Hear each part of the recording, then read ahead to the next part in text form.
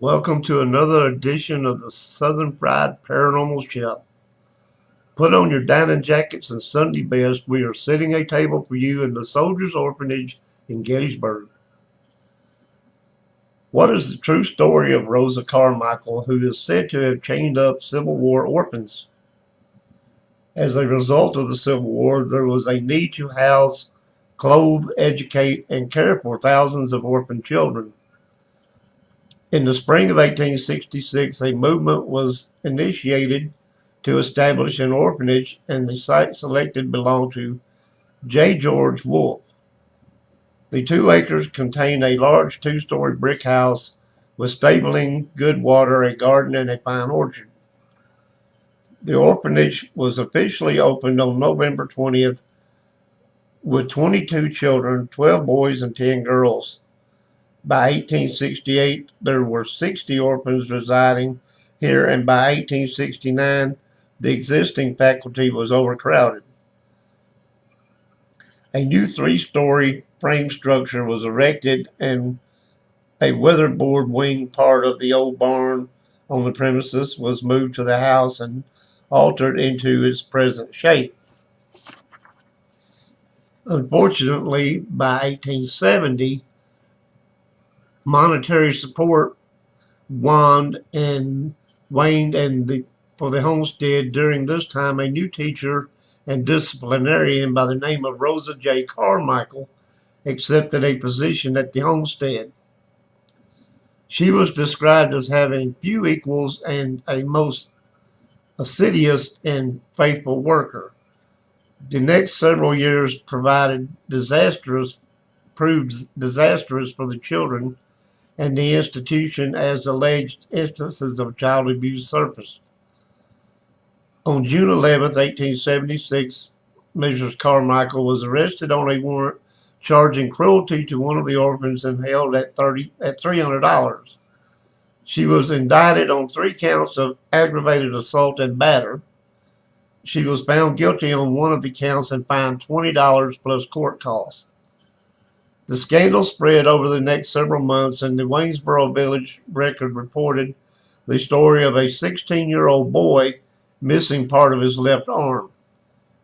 Made his way to town claiming he had come from the homestead. His clothing seemed extremely dirty, and he had no shoes.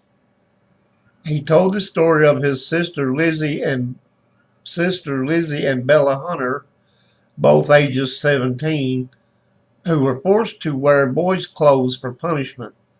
Bella was made to do the most menial work, and when her tasks were done, she was locked in her room.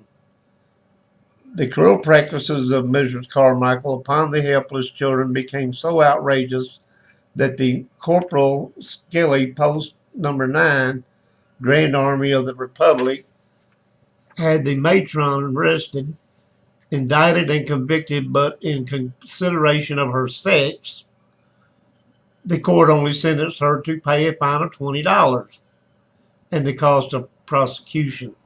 Now, ain't that just fitting? The sentence made her only worse.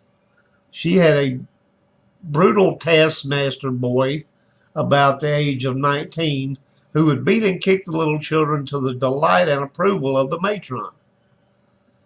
In the bitter cold, she had a boy aged 4 or 5 pinned in the outhouse.